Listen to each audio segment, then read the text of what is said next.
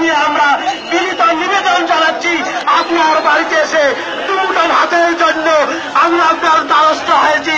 প্রধানমন্ত্রী, আপনি আমাদের কান্না শুনুন। মিডিয়ার ভাইরা, আপনাদের মাধ্যমে প্রধানমন্ত্রীকে জানাতে চাই, বাসের কন্ট্রাক্টর হেল্পার ভাইরা, আপনারা আমাদের দেখুন, বাসে যারা পরিবহনে যারা অবস্থান করতেছেন ভাইরা, আমাদের দেখুন আমরা কি অবস্থায় রাস্তায় নেমেছি। একটা মানুষ এখন রাস্তায় নেমে আপনারা তাকিয়ে দেখুন, কেউ এখানে ছেলে নয়, সবাই আমরা মাঝ বয়সী লোক, আমরা মানুষ। এই বয়সে আমাদের পেটে লাথি মারা হচ্ছে।